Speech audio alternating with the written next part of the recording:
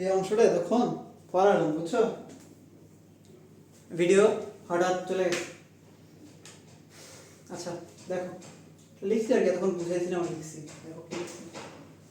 এটা হচ্ছে সিপি আর সিভির মধ্যে রিলেশনশিপ, সিপি আর সিভির মধ্যে সম্পর্ক।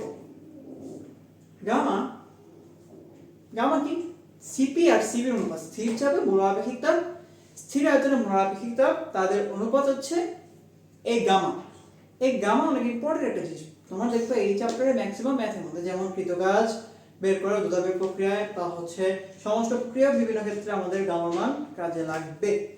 আর দ্রুতাবেগ প্রক্রিয়া তো মাস্ট, অনেক জায়গায় কাজে লাগে। সিপি আর সিভি অনুপাত হচ্ছে আমাদের গামা। এই গামা আবার তিন রকম মান দেয়। একটা এক পরমাণু গ্যাসের জন্য দেয়, দ্বিপরমাণু, ত্রিপরমাণু। এক পরমাণুকে একটা পরমাণু যে গ্যাসে থাকে, দ্বিপরমাণু হচ্ছে দুইটা পরমাণু যে গ্যাসে থাকে, ত্রিপরমাণু হচ্ছে তিনটা পরমাণু যে গ্যাসে থাকে সেই ক্ষেত্রে। তো এক পরমাণু গ্যাসের ক্ষেত্রে দেখো উদাহরণ কারা, হিলিয়াম, নিয়ন, আর্গন, ওরা হচ্ছে কি আমাদের এক পরমাণু গ্যাস। তো ওদের ক্ষেত্রে আমাদের মান হবে কত, 1.67। অনেক বই 1.66 ও দেওয়া থাকে, কিন্তু আমরা যদি কিছু বলা না থাকে 1.67টাই ইউজ করব। দ্বিপরমাণু গ্যাস, যে গ্যাসগুলো দুটো পরমাণু থাকে, যেমন হাইড্রোজেন, নাইট্রোজেন, অক্সিজেন, ওদের ক্ষেত্রে গামা মান কত, 1.41।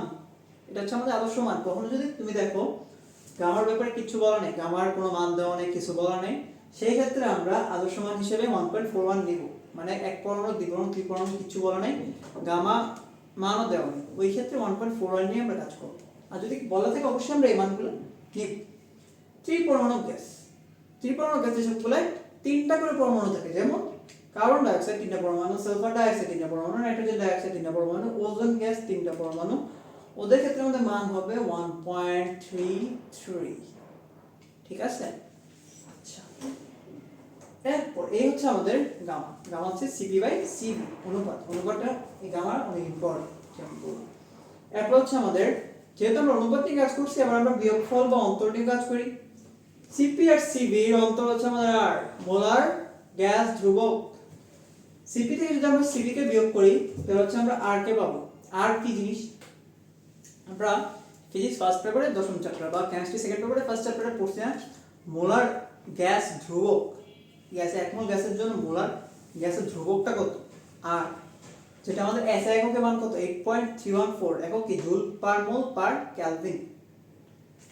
অন্য এককে আরকে হলে 0.0821 লিটার অ্যাটমসফিয়ার এককে, লিটার অ্যাটমসফিয়ার হলে আমরা ওটা ইউজ করবো। বাট আমাদের তাপগতিবিদ্যায় ম্যাক্সিমাম ক্ষেত্রে 8.314 দেওয়া থাকে। আর যদি কোশ্চেন কোনো 0.0821 দেওয়া থাকে তাও তোমার কনভার্ট করে 8.314 এই আনতে হবে, কারণ আমরা অলওয়েজ তাপগতিবিদ্যায় জুল পার মোল পার কেলভিন এককে কাজগুলা করি।